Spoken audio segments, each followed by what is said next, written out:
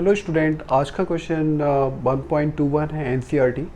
Question is this, a conducting sphere of radius 10 centimetre has an unknown charge. Charge यहाँ पे unknown है, आपको यही निकालना है, क्यों आपको निकालना है, ठीक है।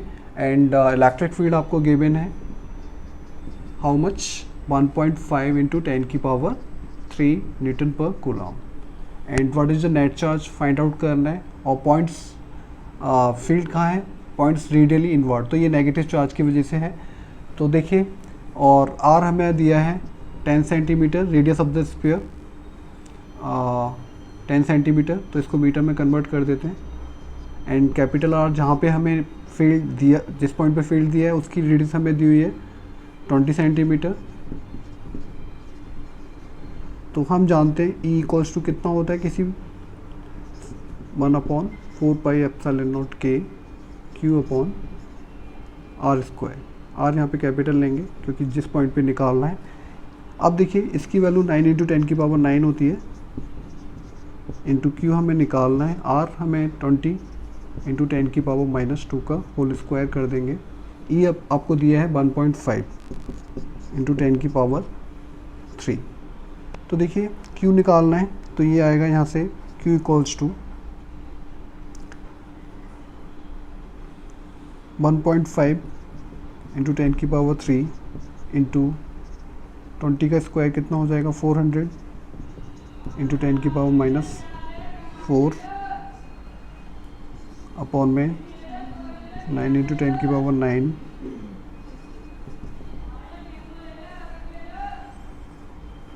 ये इससे कट जाएगा, एक इससे कट जाएगा, और ये 0 इधर शिफ्ट हो जाएगा, तो ये 6 हो जाएगा, 6/9 इंटू 10 की पावर -9, और ये हो जाएगा 2/3 10 की पावर -9,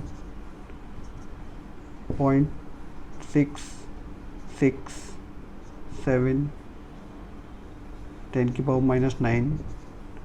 इसको आप नैनो कूलाम लिख सकते हैं, एनसी।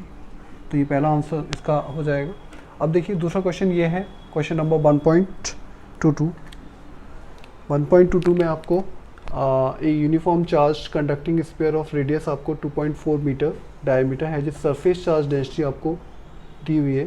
सरफेस चार्ज डेंसिटी क्या होती है, चार्ज पर यूनिट एरिया, जितना किसी सरफेस पे चार्ज क्या करता है, डिस्ट्रीब्यूट होता है पर यूनिट एरिया, उसको हम क्या बोलते हैं, सरफेस चार्ज डेंसिटी बोलते हैं। सरफेस चार्ज डेंसिटी को हम सिग्मा से लिखते हैं, sigma equals to Q upon area. 4 square है यहाँ पर, तो 4 पाई आर स्क्वायर हो जाएगा। और हमें क्या निकालना है, यहाँ पे चार्ज निकालना है। इसकी वैल्यू हमें दी हुई है 80 इंटू 10 की पावर -6। क्यू हमें निकालना है 4 पाई, आर हमें कितना दिया हुआ है क्वेश्चन के अंदर,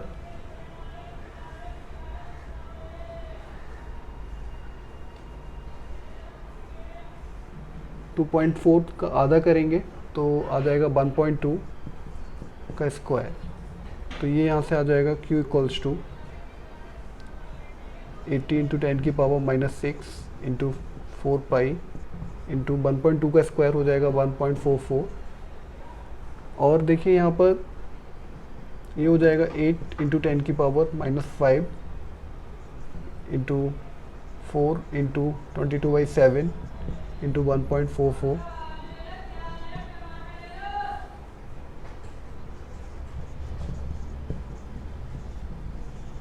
$88 इंटू 1.44 डिवाइड बाई 7।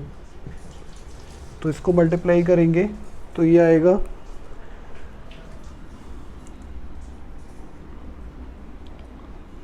88 इंटू 8 कर लीजिए, 8 8 64, 6 8 8 64, 6 70। तो ये आएगा 704 इंटू 10 की पावर -5 इंटू 1.44 डिवाइड बाई 7।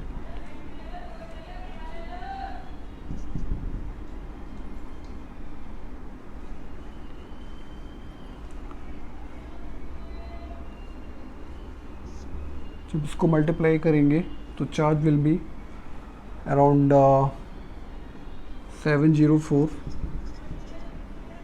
1.44 16 7 4 जो 28 सेम रिपीट आएगा ये 1 8 2 4 0 7 6 7 13 और ये हो जाएगा 11 और ये हो जाएगा 10। तो 101.3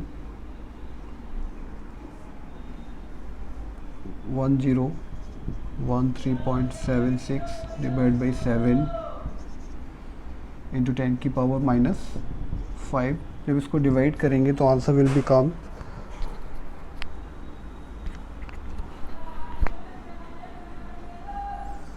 1.45 मिली कूलम।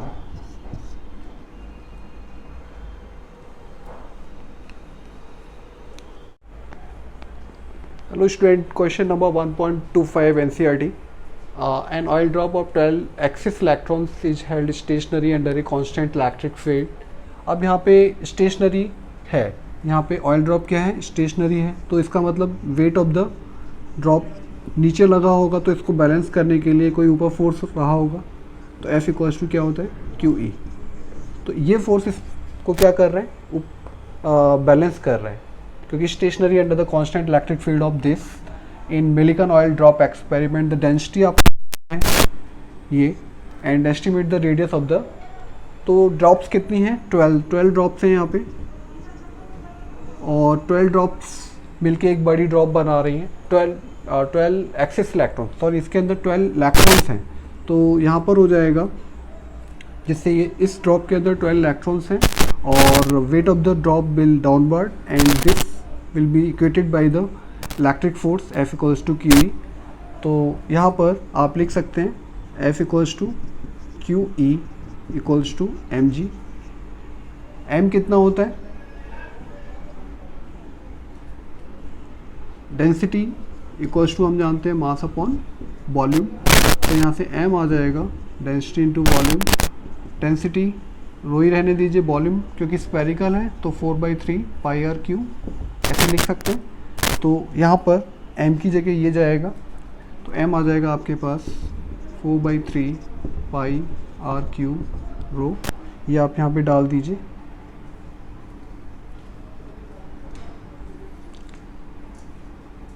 तो Q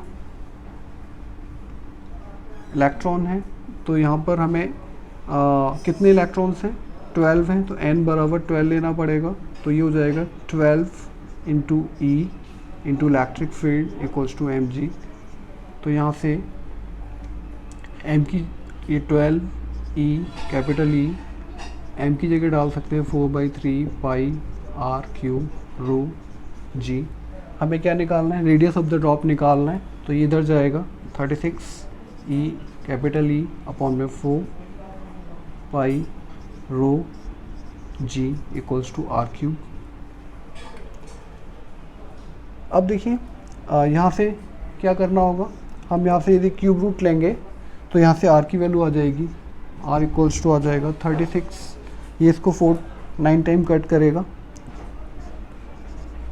तो 9 small e capital E upon pi rho g 1 cube root लेना पड़ेगा। जब इनकी सबकी वैल्यू डालेंगे, क्यू हमें 9 है, ये 9 इलेक्ट्रॉन पे चार्ज 1.6 10 की पावर -19 होता है।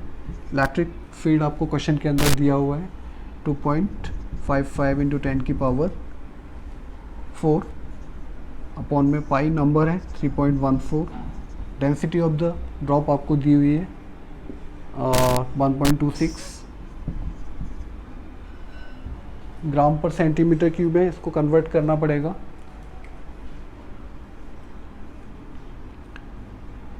ये हो जाएगा 10 की पावर -3 और तो ये हो जाएगा 1.3 26 इंटू 10⁻³ ग्राम को किलोग्राम में कन्वर्ट करेंगे। और ये चलो इसे रेडियस सेंटीमीटर में ही निकाल लेते हैं। इसको इतना ही डाल देते हैं 1.26। और जी आपको कितना, लेकिन ये आपको जी 9.8 दिया है तो इसको आपको कन्वर्ट करना ही पड़ेगा। और नीचे सेंटीमीटर क्यूब है तो 100 से डिवाइड करेंगे तो 10⁻6।